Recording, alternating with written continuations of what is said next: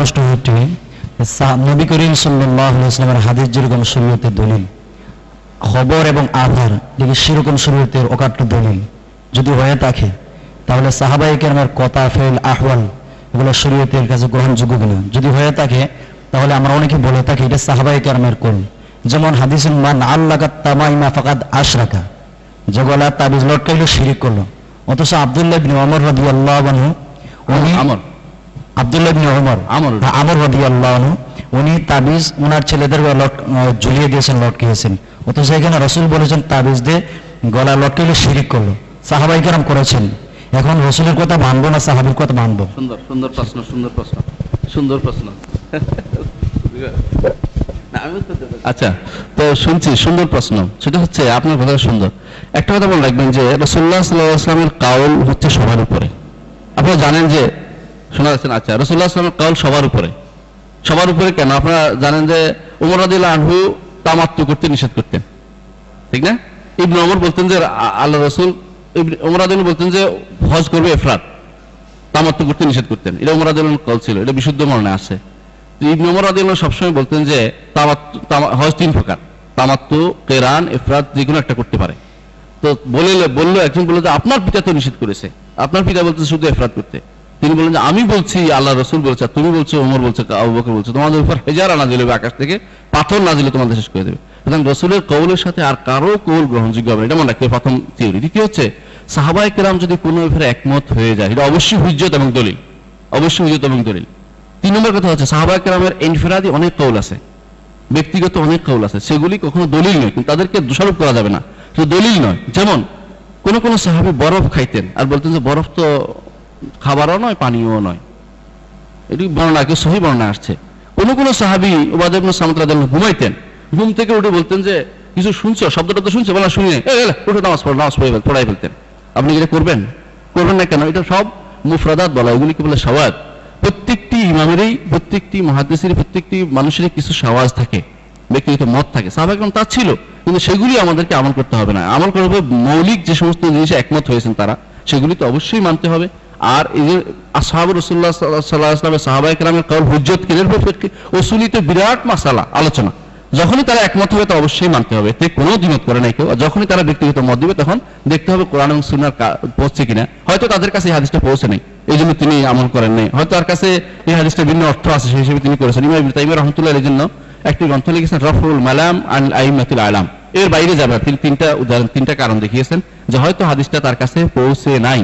দ্বিতীয় হচ্ছে হয়তো তার কাছে পৌঁছে, হাদিসটা তার কাছে সহিহ বর্ণনায় পৌঁছে নাই, অথবা তার কাছে যেটা বলছে তিনি বলছেন এই অর্থ এই হাদিসের নয়, আপনি যেটা বলছেন এটা না, আরেকটা অর্থ তিনি করেছেন, এর বাইরে যাবে না। রাফউল মালাম আন আইম্মাতিল আলাম, এটা আমি বাংলা অনুবাদ করেছি, islamhouse.com এ সেটা আছে, আপনারা নামাই নিতে পারেন। আরবিটা যাদের আছে islamhouse.com আরবিটাও আছে, সেটাও নামাই নিতে পারবেন ইনশাআল্লাহ।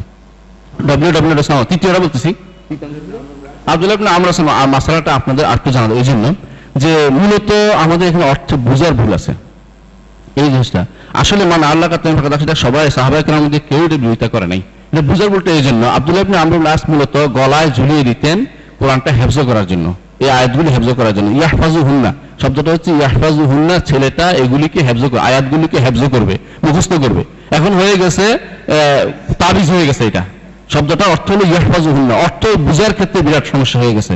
অর্থাৎ তিনি এই আয়াতগুলোকে বাচ্চারা, ছোট ছোট বাচ্চারা একটা লওহাতে লিখে দিতেন, এটা তাবিজ হিসেবে নয়, লওহাতে লিখে দিতেন, তারা এটা দেখে দেখে মুখস্থ। আমাদের দেশে আগে যারা কোরআন হেফজ করতো তাদেরকে দেখছেন যে কোরআন শরীফ বুকে লটকাইতো, ঠিক অনুরূপ ভাবে তিনি, যেহেতু কোরআন শরীফ ছিল না তখন, ওই সময় কোরআন তখন লেখা শুরু হয়নি, সেই জন্য তারা একটা লওহা দেখে মুখস্থ করো লিখে দেখে দেখে ছেলে মুখস্থ করতে আবার রাখতো। এটা তাবিজ হিসাবে নয়, কখনো শব্দটা আসছে ইয়াহফাজু হুন্না, ছেলে ইয়াহফাজু একটা শব্দ, হুন্না আয়াতগুলোকে, এটা নয় যে তাহফাজু হু, এইভাবে আসে নাই, মানে এই আয়াতগুলো তাকে রক্ষা করতে, এইভাবে শব্দ আসে নাই। শব্দ অর্থ করলে দেখুন সোজা আসছে। অনেক সময় একটা শব্দ আসছে, এটা আমরা অর্থ করে আসছি বছরের বছর ধরে, চিন্তাও করে নাই যে আসল শব্দটা কোনটা আসছে। এই জন্য আসল শব্দটা দেখে বুঝলে আপনি বুঝবেন যে এখানে আসলে কোনো একতলাপ নাই। মৌলিকভাবে একতলাপটা মানুষের ভিতরে প্রচলিত হয়ে গেছে, একটা অর্থের একজনে করেছে, এর উপরে সবাই চালু আসছে যে এই জিনিসটা গ্রহণযোগ্য, আসলে এই কথাটা ঠিক নয়।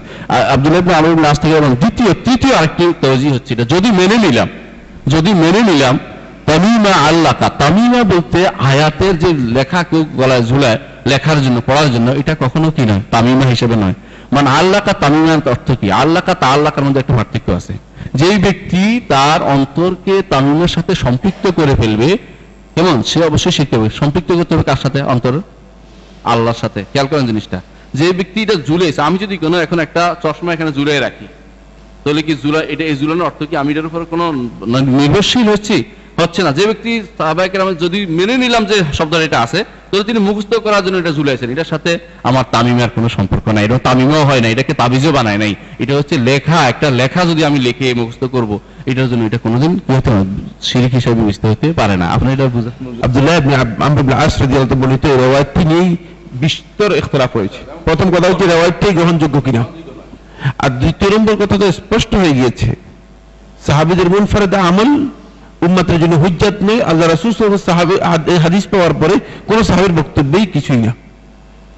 এই বিষয়ে সমস্ত উলামায়ে কেরামের ঐক্য সাব্যস্ত হয়েছে, যেখানে হাদিস পাওয়া গিয়েছে সেখানে আর কোন সাহাবীর বক্তব্যই গ্রহণযোগ্য নয়।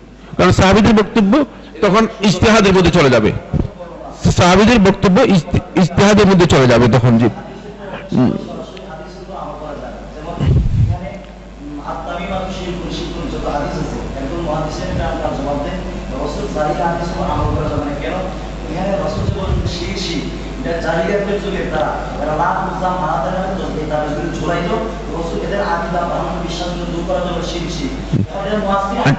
আপনি বসেন, ঠিক আছে, আপনি বসেন। এতটুকু যথেষ্ট যে রাসূল সাল্লাল্লাহু আলাইহি ওয়াসাল্লামের হাদিসের উপর আমল করা যাবে না, এটাই যথেষ্ট যে মানে হাদিস ইনকারের জন্য। এ কথা শুদ্ধ নয়। আমি আপনাকে একটু থামেন, আমি আপনাকে বলছি রাসূল সাল্লাল্লাহু আলাইহি ওয়াসাল্লামের হাদিসের উপর আমল করা যাবে না, এটি কোন যুগে কোনো আলেম বলেননি। এটা কে বলেছে? মান কালা হাযাল কালাম হাল হুনাকা দলিল ইয়াদুল্লু আলাইহি, কিসের ভিত্তিতে? আর রাসূল সাল্লাল্লাহু আলাইহি ওয়াসাল্লামের হাদিসের মধ্যে আমার নিজের ব্যাখ্যা কি কারণে দিব? আমি যদি মানে আমি না বুঝি তাহলে বলবো যে আমি বুঝি নাই। ও স্পষ্ট বক্তব্য, যেখানে স্পষ্ট বক্তব্য রয়ে গিয়েছে আর যেখানে মামুল বিহি সাহাবীদের আমল রয়ে গেছে, সালফে সালিহিনের আমল রয়ে গেছে, সুতরাং সেখানে আর প্রশ্নই আসে না যে এটা নিয়ে বিতর্ক তোলার জন্য। যাই হোক, কিন্তু আপনার ইচ্ছা হলে আপনি আপনার মানে ইচ্ছা মতো আপনি যেটা আমল করেন, আমাদের কোনো আপত্তি নেই। এই নিয়ে আর বিতর্কের কোনো প্রয়োজন, আমরা এটা বিতর্ক অনুষ্ঠান নয়। আপনার বক্তব্য আমরা পেয়েছি, আপনি যে বক্তব্য দিয়েছেন আমরা বুঝতে পেরেছি যে আপনি বলতেছেন রাসূল সাল্লাল্লাহু আলাইহি ওয়াসাল্লাম হাদিসের আমল করা যাবে না। এটা শুদ্ধ নয়। কে বলছে জাহের কি? এখানে জাহের কেন আমল হবে না? জাহের কখন আমল হয় না?